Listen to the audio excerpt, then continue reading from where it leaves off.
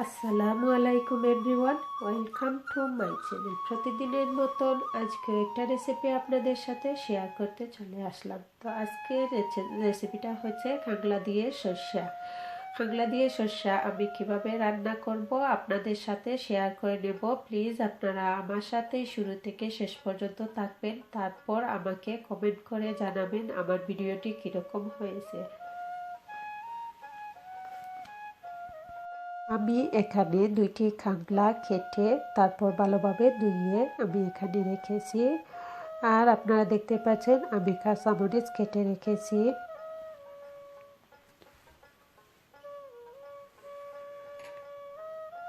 আমি এখানে রেখেছি মাস্টার্ড, মানে সরিষাটাকে আমি বেটে তারপর এখানে রেখেছি। এখানে নিয়েছি রসুন পেস্ট, ধনিয়া পাতা,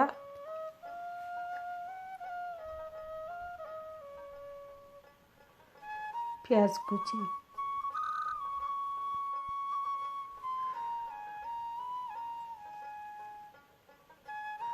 আমি এই সরিষাটাকে আলাদা আস্ত সরিষা নিয়ে এসেছি।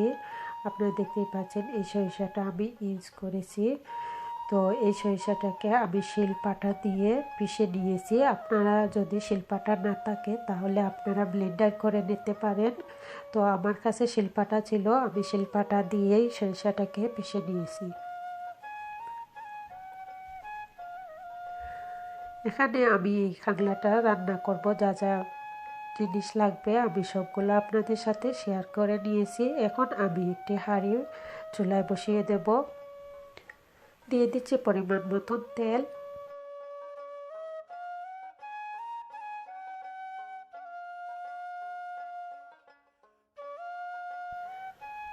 তেলটা গরম হয়ে গেছে, এখন আমি দিয়ে দিচ্ছি রসুন পেস্ট।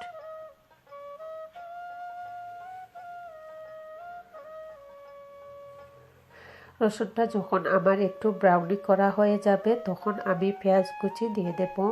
আমরা যারা ইউকে অথবা ইউরোপে যারা থাকি আমরা সবাই কিন্তু পেঁয়াজটাকে এভাবে মাশ করে বেশিরভাগ মানুষ রান্না করি। সবাই কিন্তু আমরা ব্লেন্ডার দিয়ে খেতে চাই না। তো বিশেষ করে আমি ব্লেন্ডার দিয়ে পেঁয়াজটাকে মাশ করি না কখনো। তো আমি পেঁয়াজটাকে এভাবেই জাল দিয়ে তারপর আমি মাশ করে নিই। দিয়ে দিচ্ছি পরিমাণ মতন লবণ।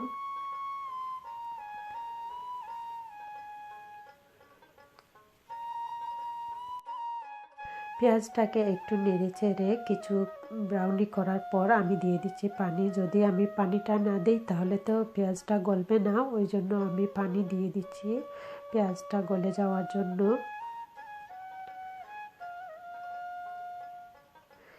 এখন আমি কিছুক্ষণের জন্য ডেকে রাখব। আপনারা দেখতেই পাচ্ছেন আমার পেঁয়াজটা মাশ করা হয়ে গেছে, রসুনটাও মাশ হয়ে গেছে।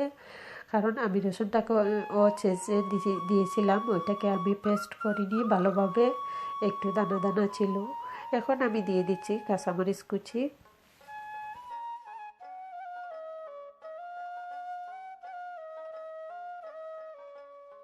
এখন দিয়ে দিচ্ছি সরিষা পেস্ট। সরিষা পেস্ট দেওয়ার পর আমি ভালোভাবে পেঁয়াজের সাথে মিক্স করে নেব আর একটু ব্রাউনি করে নেব। ব্রাউনি করার পর আমি সবগুলা মশলা এক এক করে দিয়ে দেব। সবগুলা মশলা বলতে আমি শুধু মরিচ পাউডার এবং হলদি পাউডার দিব। আমি মাছের সাথে অন্য কোনো পাউডার আমি ইউজ করি না, আমি শুধু মরিচ এবং হলদি পাউডার ইউজ করি। আপনারা ভাবতে পারেন যে আমি ধনিয়া পাউডারটা কেন ইউজ করি না।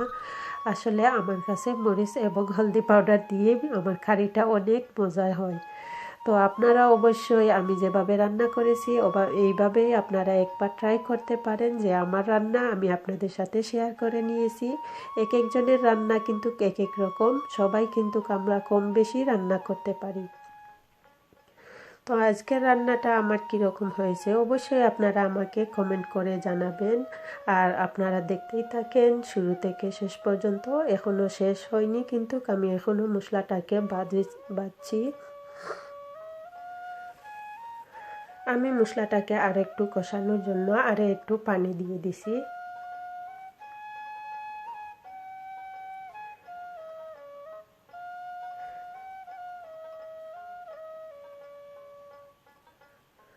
মশলাটা ড্রাই হয়ে গেছে, পানিটা টেনে গেছে। এখন আমি দিয়ে দিচ্ছি মাছটাকে আমি মশলার সাথে মিক্স করে তারপর কিছুক্ষণের জন্য ঢেকে রাখবো। চুলার আঁচটা কিন্তু একদম কমিয়ে দেব।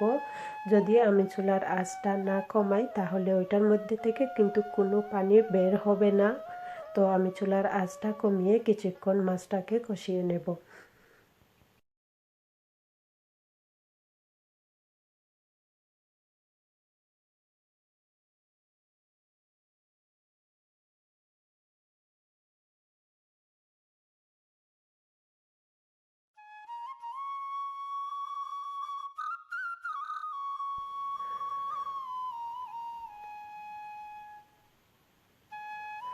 মাছটা আমার কষানো হয়ে গেছে। এখন আমি একটু হালকা হাতে আমি এটাকে নেড়ে ছেড়ে দেব। তারপর আমি জলটা দিয়ে দেব।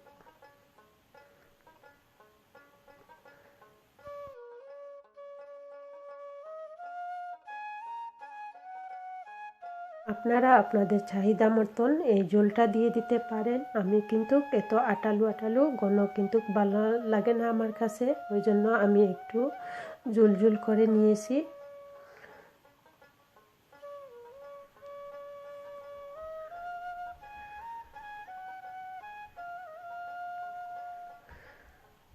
মাছটা জাল হওয়ার জন্য আরও প্রায় 10 মিনিটের মতন আমি ঢেকে রাখবো।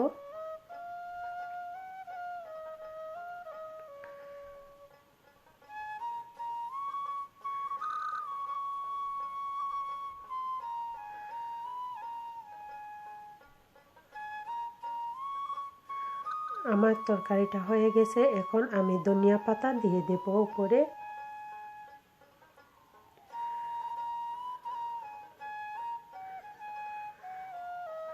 আজকের ভিডিওটি কীরকম হয়েছে প্লিজ আপনারা যারা আমার সাথে এতক্ষণ ছিলেন সবাইকে অনেক অনেক ধন্যবাদ। আর যারা আজকে আমার সাথে নতুন ছিলেন প্লিজ আপনারা আমাকে সাবস্ক্রাইব করবেন এবং কমেন্ট করে জানাবেন আর একটি লাইক দিয়ে যাবেন। আর যারা আমাকে সাবস্ক্রাইব করেছেন তাদেরকে অনেক অনেক ধন্যবাদ।